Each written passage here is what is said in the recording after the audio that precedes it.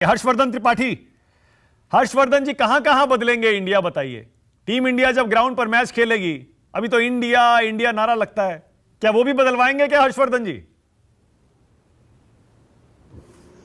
नहीं मानक, मुझे लगता है कि क्या जो कुछ भी सरकारें काम करती हैं, नया काम भी जो करती हैं या कुछ और करने की कोशिश करती हैं, तो क्या इससे तय होता है कि कहां कहां नाम बदलेंगे? तो मुझे लगता है कि आपका सवाल ही अप्रासंगिक है। ये शक्ति यादव जी को बोलने दीजिए, वो राजनीतिक दल के नेता हैं, लेकिन आप ये सवाल पूछ रहे हैं, ये ठीक नहीं है। क्यों मैं ऐसा कह रहा हूं? आपके शो का नाम है राष्ट्र की बात, और जब हम संवैधानिक तौर पर इस वाले राष्ट्र की बात करते हैं, तब भी क्या लिखा हुआ है संविधान में? India that is Bharat. ये क्यों लिखना पड़ा? इसका मतलब कि हमारी पहचान भारत है। हम अंग्रेजों की गुलामी में थे। दुर्भाग्य से हमारे अपने नेता वो आधे से ज्यादा अंग्रेज हो गए, और उस संविधान सभा में भी जो अंग्रेज नहीं बन पाए थे, उन्होंने विरोध किया। लेकिन उसके बावजूद कहा गया, यह भी कहा गया था कि 10 साल तक हम अंग्रेजी को कामकाज की भाषा बना रहे हैं। लेकिन यह क्या हुआ? हम तो पूरी तरह से अंग्रेज हो गए, और हमारे जो हुक्मरान थे, लीडरान थे, लीडरान कहने में बड़ा अच्छा लगता है, जो लीडरान थे, जो भारत को बदल रहे थे, उन्होंने क्या किया? उन्होंने इंडिया को स्थायी भाव बना दिया। और मूढ़ता की हद देखिए।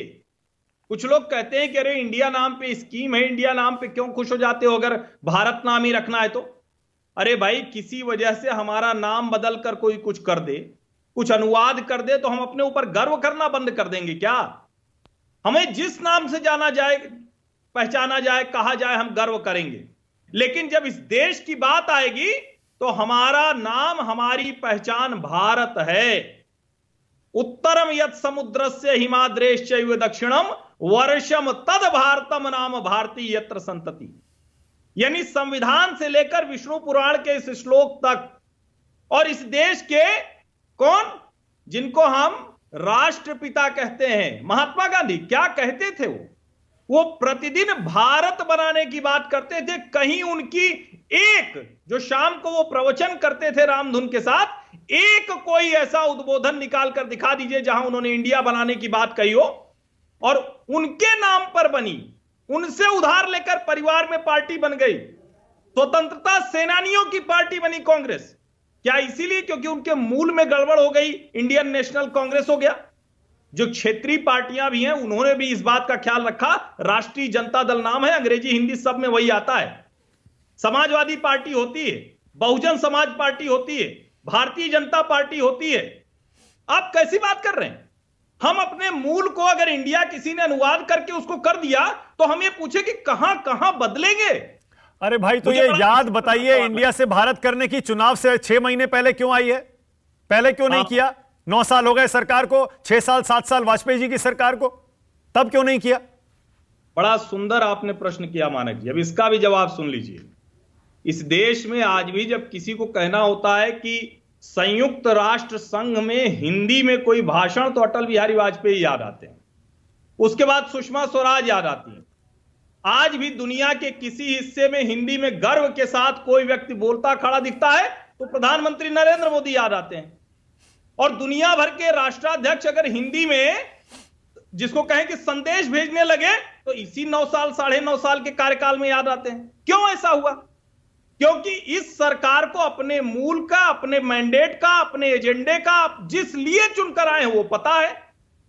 इन्होंने डाइवर्ट कुछ नहीं किया है। इन्होंने जो स्थापित है, जो हमारा मूल रूप से है, जिसको भ्रंश किया गया, पथ भ्रष्ट किया गया। चुनाव से 6 महीने पहले क्यों हर्षवर्धन जी? चुनाव से 6 महीना पहले इसलिए, अभी भी कमाल की बात यह है कि सरकार ने कुछ कहा नहीं है।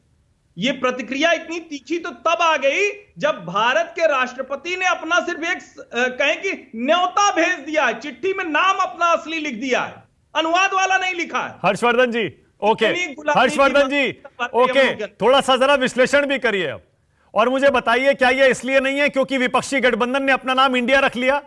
क्या यह उसकी काट के तौर पर नहीं है? थोड़ा राजनीतिक विश्लेषण भी करिए हर्षवर्धन जी।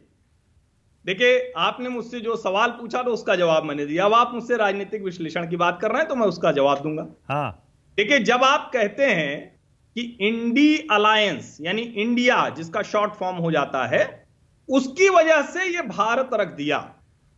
तो मान लीजिए उदाहरण के तौर पर मैं एकदम जिसको कहते हैं ना कि कोई एक विशेष तरह की मेरी प्रवृत्ति हो और मैं उस प्रवृत्ति को लेकर बार बार कहता हूं कि ये मेरी प्रवृत्ति है भाई, आप दूसरी तरह से बात करते हैं, व्यवहार करते हैं, लेकिन हम सुन रहे हैं, हम कहें कि नहीं अब हम नहीं सुनेंगे। क्यों? क्योंकि हमारे अंदर का आत्मबल जाग गया है। लोकतंत्र में वो आत्मबल कहां से जागता है? जनता के मैंडेट से, जनादेश से।